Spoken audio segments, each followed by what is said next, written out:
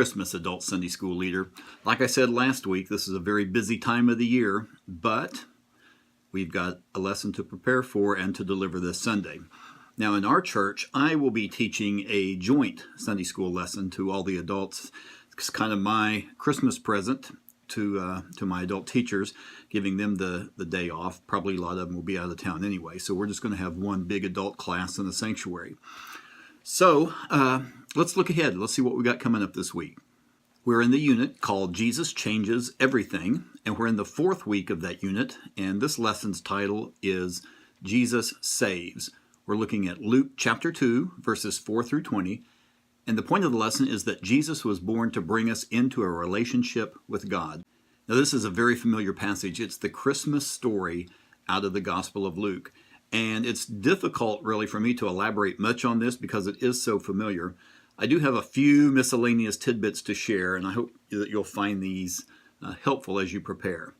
Now, the birth of Jesus, the Son of God, the King of Kings, the Lord of Lords, identifies more with the common person than it does with royalty. You know, it identifies with single mothers. Can you imagine Mary telling her parents, telling Joseph, I'm pregnant, but really, it's okay. I know I have a daughter, and if she would have come to me at age 16 or so, kind of the age they think Mary may have been, and told me that, yeah, right. Okay, so there's a lot of questioning going on there. So it identifies not only with single mothers, but it identifies with stepfathers as well. Can you imagine Joseph, even though he was visited in his dream by the angel, can you imagine Joseph raising this child, knowing it's not his, but raising it as his own? It also identifies with the homeless. At least while they were there in Bethlehem, Mary and Joseph didn't have a place to sleep. They were practically homeless. It also identifies with the lowest class of people. And I really hate using that term, but you know that we do tend to categorize different jobs, different lifestyles in class order. And the shepherds in that first century, they were probably among the lowest class people. If you remember a few years ago, there was a guy named Mike Rowe, and he had a show on cable called Dirty Jobs. And he would go and not only investigate jobs that were really pretty nasty, but he also performed them. Now, some of those nasty jobs that he looked into and actually performed there on TV were things like being a pig farmer, garbage collector, mattress recycler. You know, those are the kind of jobs we know that exist and we all benefit from, but we really don't want to think about, do we? We don't want to think about what goes on behind the scenes. We just want to benefit from what happens. And so, to me, that's kind of how it was with the shepherds. It was difficult for them to keep ceremonially clean because they were handling the sheep and just all kinds of nastiness that goes on there. And so they really couldn't participate in those temple rituals where they had to be clean to participate in. Now, could it be that these unclean, lowly class guys, when they were told about the birth of the Son of God, and they went to Bethlehem and they found Mary and Joseph and the baby lying in the manger, just as they were told, could it be that not only did they look at him, that they, you know, the natural thing to do would be to pick up this baby and hold it and to kiss it? It's interesting that these lowly, dirty, unclean guys might have done that with the Son of God. They didn't have access in the temple, but they had direct access to Jesus. And so to me, that kind of is almost like a foreshadowing of when Jesus told the religious leaders, it's not what's on the outside that makes you clean or dirty, it's what's on the inside. And to me, this points to a direct access that we have to God through Jesus. Okay, another interesting point that you may or may not know is that the Bethlehem, the name Bethlehem, Hebrew is Beit Lechem. It's hard to say that without spitting on yourself. But Bethlehem literally means the house of bread. And so to me, it's interesting that the bread of life was brought into this world, was born in the town of bread. Now, another point, it says there that Joseph and Mary went up from Nazareth to Bethlehem. Well, Nazareth is up in the northern part in Galilee. Bethleham's down just a couple of miles or 6 miles maybe south of Jerusalem, down in Judea in the southern part.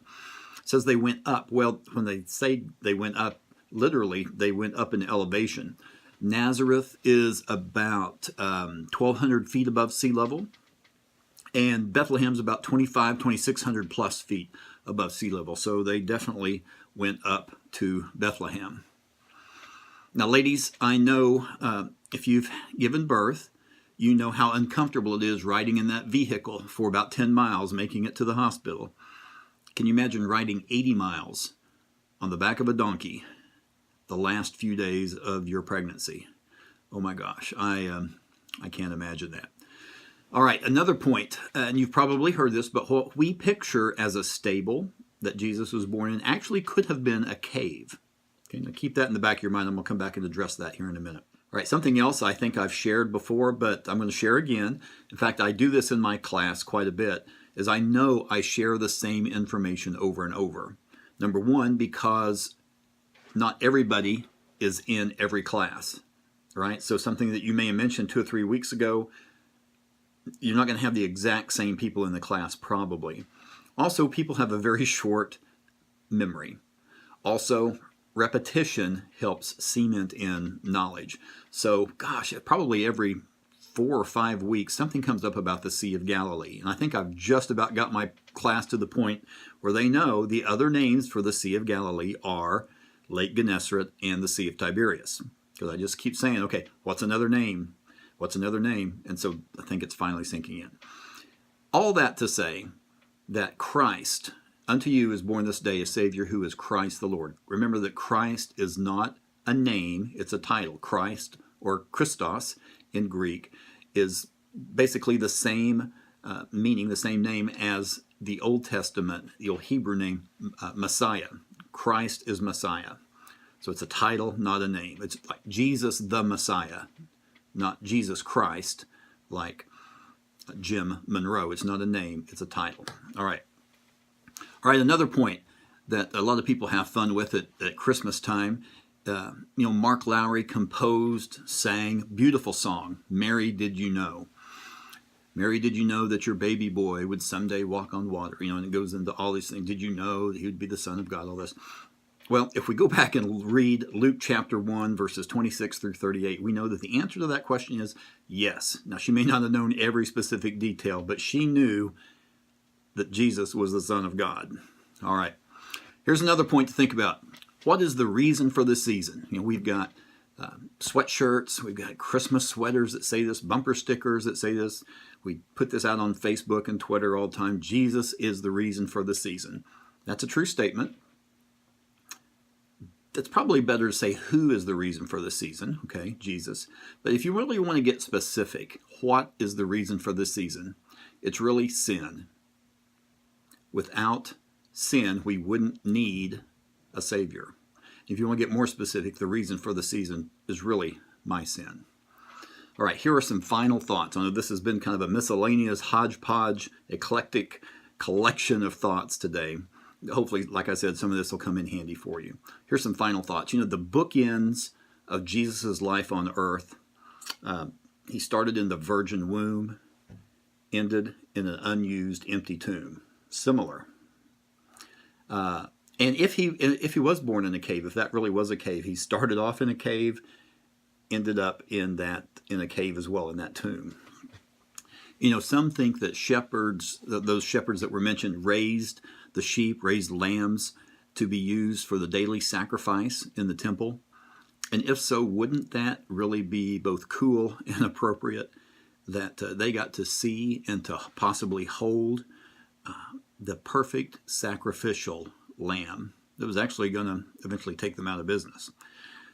All right. Next week, we're back in the Gospel of Mark, and we're going to be in chapter 5 looking at Jesus heals. I hope you have a great Christmas. Hope you have a great Sunday school class Sunday. Even in the busyness of the season, don't forget to pray for your class. Thanks.